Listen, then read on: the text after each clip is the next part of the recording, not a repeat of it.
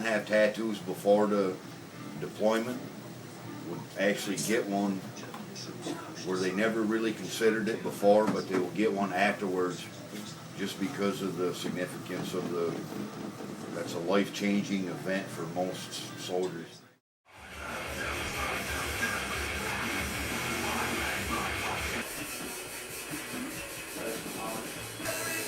My name is Scott Carlton. My profession is I am a professional tattoo artist. I've been tattooing for about 15 years. I joined the military because when I got done with high school, I did not want to continue on with more schooling. I wanted to kind of get out and see the world. I joined the United States Army right out of high school. I actually had my parents sign a waiver so I could actually join at age 17 and then spend the rest of my senior year on a delayed entry program. I served most of my tour in Fort Myer, Virginia, which is part of the Infantry Honor Guard down there in DC. I started getting tattooed in 1988. I was in basic training in the Army. My first one was United States Army infantry tattoo with a skull with a helmet. I also have one with an American flag that says Boot Boys on it, which is how we refer to ourselves as being infantrymen. Actually, all the tattoos that I initially got were in service. There was 13 of them I got while in service, actually. That kind of esprit de corps that I felt and the pride that I felt in being a soldier were things that they led me to get the certain tattoos that I did. After my service was completed, I got tattoos that were more significant to me for what I was doing at the time. There is a difference between pre- and post-war tattoos. Pre-war tattoos tend to be a little bit more generic, like, yeah, I'm in the Army, I served, or I'm in the Marines and I served. Guys that have been in combat and lost buddies frequently get tattoos to memorialize their lost buddies. There's a lot of patriotic service type tattoos that you see guys getting after they've been in country and fighting. So, yeah, there is a difference. I have done several military tattoos through my career. You see a lot of it mainly in the three main branches that most people assume get tattooed, and that's the Marines, the Army, and the Navy. That's not to say that Air Force and Coast Guard don't get tattooed. You just don't see as much of it. I think the Marines, the Army, and the Navy tattoos are more prevalent because I think this isn't to downplay the Air Force or the Coast Guard at all, but I think the imagery associated with those three branches of service is a lot stronger and a lot more prevalent and a lot more recognized by people. A lot of times, as far as service tattoos go and people ask me to do them for them, I can kind of tell whether or not the person's been in service. If it seems at all sketchy to me, I will ask, just politely ply in some questions just to kind of be ambiguous about it. But as far as directly asking people, a lot of times I can tell, whether or not they've actually been in service and served. I did a tattoo on a guy that was a military tattoo, and he wasn't part of the military, and it was funny because I got almost done with the tattoo, and it was one of the bulldogs that the Marines use, with the drill instructor brown round on, and it actually said USMC on the bill, and I get to that part, and he's like, I really don't want you to put the USMC on there, and I'm like, well, why not? And he's like, because I'm not a Marine. And I didn't really understand why he was getting. I asked him, I was like, well, why are you getting this tattoo? He's like, well, I just like the image of it. And he wound up having me put the word Irish in the brim instead of USMC. And I guess it kind of upset me because it is something that's so important to them. And I'm like, I don't want to put a Marine Corps tattoo on somebody who's not a Marine. That's just not cool. If I had have known that he was not a Marine before I started the tattoo, no, I wouldn't have given it to him. I would have told him to try to pick something else similar. I think tattoos now are more acceptable because so many people in the past have had them, and I think a lot of kids that grew up seeing them became intrigued by them and saw that, hey, it's not like a social stigma. You don't have to just be in the military or be a biker or a punk rocker or whatever. You can get a tattoo and express yourself in that way. It's become a lot more acceptable in that way, I think. A lot of guys, when you first go in the Army, it's different now than when I went in the Army in '81. It's different culture, whole different Army. But tattoos now are everywhere. They're on TV, they're on TV programs, where years ago it wasn't that way. But there's much more exposure to tattoos now.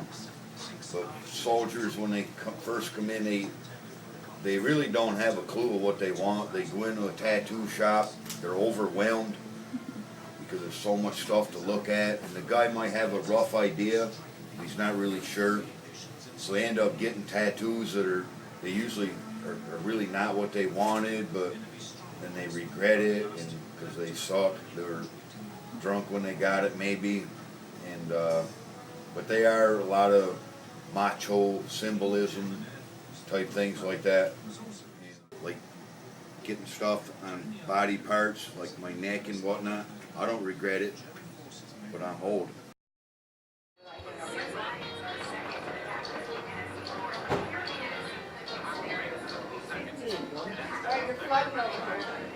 What's that?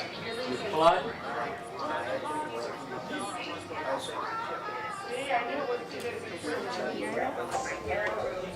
My name is Lynn Shields. I'm a Vietnam era vet, and I've been here about 20 years.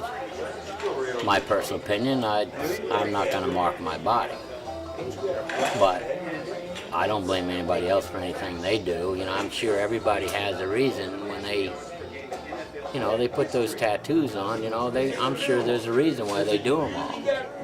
Most of all with the military, that I'm sure each one means something to every individual, and we all have our own right to do anything we want to with our bodies. Well, you know, back in my time, tattoos weren't that big of a deal. I mean, you've seen a few. My father was in the Navy for 24 years, so I've seen quite a few tattoos. Where you saw the tattoos in the military back then was primarily in the Navy. And the reason you saw them was for the reason I told you, is because after you spend 3 months on a ship, and all of a sudden you come to a port and you get leave, there's only certain things you think about. That tattoo happened to be one of them, but that was after you're pretty drunk. Back in my era, the reason people weren't tattooed was because it wasn't as predominant. You didn't see as many. You know, back in those years, you weren't allowed to, I don't know if there was really if there was a written rule or anything, but you weren't allowed to flaunt a lot, you know, tattoos, you know, because it's the military. If you got a tattoo or you shaved your head, you were going to get fined for it, because That's right. you are government property. That's the point. And anything that you did to deface your body or to harm yourself, you were getting rid up on it and fined.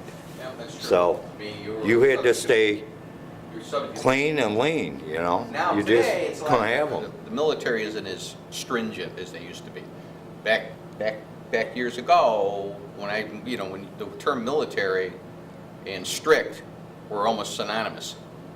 Now, it's a little bit different. But John's absolutely right. If you got a tattoo, or even if you got a sunburn, a really bad sunburn, and had to go to the hospital, you could be held accountable for disciplinary action because you're defacing government property, and that's what you are, government property. They own you from the day you walk in to the day you leave. And I do know a lot of kids nowadays that are in over in Afghanistan and Iraq and all that stuff. And I have some good friends that they're loaded full of tattoos.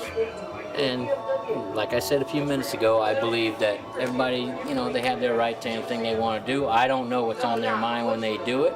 My personal opinion, it's not my cup of tea. And I'm not saying I would never get one. I'm not going to go looking for one, but I'm sure if something meant, to be honest with you, probably if I had a kid, if I had children, I'd probably have a tattoo on me with my kids' names on them. You know, because that's something that'll never change. You don't put your wife. Never do the wife, because you never know when that's going to stop. The soldiers and Marines, they put dedicated tattoos to their friends that they may have lost, or people in their unit that were killed, or what have you, that they'll have for the rest of their life as a remembrance of it. But it's relevant right now. They're really happy to have that tattoo.